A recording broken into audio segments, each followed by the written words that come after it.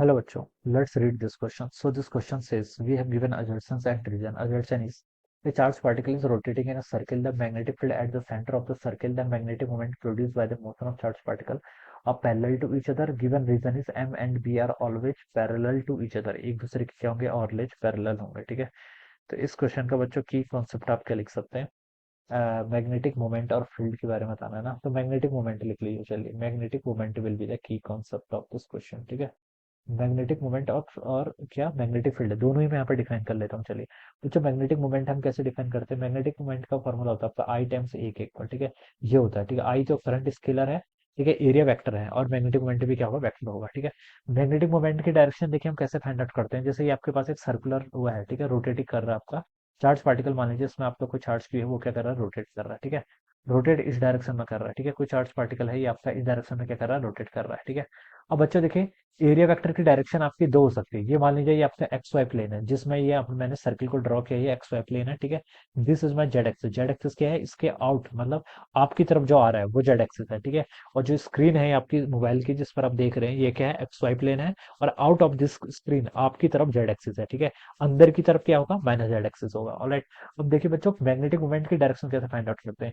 Question में आपको current का सेंस दिया होता है. करंट का सेंस, अगर मान लीजिए देखिए इसमें करंट ऐसे फ्लो कर रही है, चार्ज के मूव करने के कारण करंट ऐसे फ्लो करी इस डायरेक्शन में. ये कैसे डायरेक्शन है?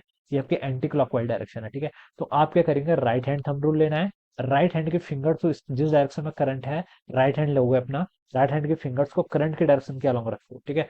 थंब देखिए बाहर की तरफ आ रहा है, आपकी तरफ आ रहा है, यानी कि प्लस जेड एक्सिस के अलोंग आ रहा होगा. ये आपका थंब देखिए ऐसा आपकी तरफ आ रहा होगा. ठीक है. तो ये आपको क्या दे देगा? This will gives us the direction of the area vector. तो एरिया वेक्टर की डायरेक्शन आपकी तरफ भी हो सकती है, अंदर की तरफ भी हो सकती है. कैसे पता करना है? जो डायरेक्शन क्वेश्चन में करंट की दी होगी उससे पता कर लेंगे. ठीक है. उससे हम क्या करेंगे? पता करेंगे. ठीक है. तो यहाँ पर एरिया वेक्टर देखिए आपका अप की तरफ आ रहा है, तो उसका मतलब एरिया वेक्टर क्या है? बाहर की तरफ प्लस जेड एक्सिस के अलावा. ठीक है. मैग्नेटिक फील्ड देखिए कहाँ पर होगा? सेंटर पर पूछ रहेगा. सेंटर पर तो बच्चों मैग्नेटिक फील्ड कैसे फाइंड आउट करते हैं? Right hand thumb rule, again यही चीज याद करेंगे. ठीक है. राइट इस जिस डायरेक्शन में करंट फ्लो कर रही है उस डायरेक्शन में अपना राइट हैंड के फिंगर्स को रखेंगे. ठीक है. थंब अगेन बाहर की तरफ आएगा. तो आप बता सकते हैं कि मैग्नेटिक फील्ड भी जो इस पॉइंट पर होगा कितना होगा? इसके रेडियस आर होती है, mu naught I by 2 R के इक्वल होता है. और डायरेक्शन क्या होती है? प्लस जेड एक्स एक्सिस का. मैग्नेटिक मोमेंट की भी बाहर की तरफ थी. ठीक है. तो मैं यहाँ से क्या लिख सकता हूँ? देखिए जो आपकी मैग्नेटिक मोमेंट है उसकी डायरेक्शन क्या आ रही है? सिर्फ डायरेक्शन की बात कर रहा हूँ. प्लस जेड एक्सिस यानी कि के कैप के अलाउ. एरिया और आपकी मैग्नेटिक फील्ड की डायरेक्शन भी क्या है? आपकी प्लस के कैप के अलाउ. तो दोनों क्या है? बाहर की तरफ है. तो ये दोनों क्या होंगे? एक दूसरे से पैरेलल होंगे. क्या होंगे? पैरेलल होंगे. ठीक है.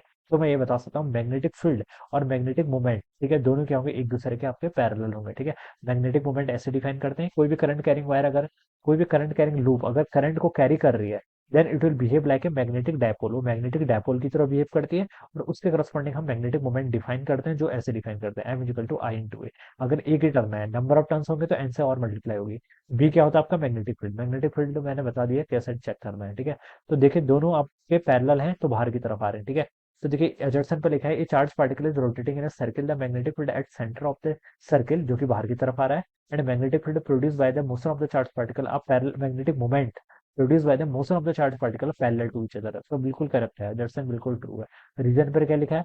M and B are always parallel to each other. तो बच्चों ये भी ठीक ही है. ठीक है. क्योंकि देखिए एम, ये एरिया वेक्टर क्या बताता है आपको? मैग्नेटिक मोमेंट बताता है. और करंट क्या बताता है आपको? Magnetic field. ठीक है. तो जो डायरेक्शन आपकी करंट की वही एरिया वेक्टर की, तो दोनों स्टेटमेंट आपके बिल्कुल क्या है? ट्रू है. ठीक है. तो एजर्सन भी ट्रू है और रीजन भी ट्रू है. ठीक है. बट रीजन करेक्ट एक्सप्लेनेशन नहीं है. ठीक है. करेक्ट एक्सप्लेनेशन तो मैंने ये बताया कि राइट हैंड थंब रूल से आप कैसे फाइंड आउट करते हैं. ठीक है. पैरेलल होंगे तो इसका ऑप्शन तो देखिए बच्चों इसमें गिवन नहीं है, बट इसका राइट आंसर मैं यहाँ पर लिख लेता हूँ. ठीक है.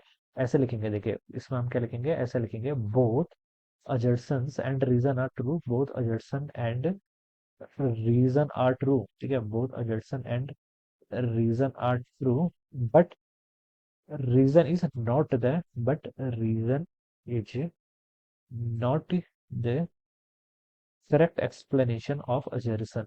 Correct explanation of assertion. ठीक है. ये इसका क्या होगा बच्चों? राइट आंसर होगा. Alright. This will be the correct answer of this question. ठीक है. तो ये होगा इसका answer. Alright. I hope you all understood this concept. All the best and thank you so much.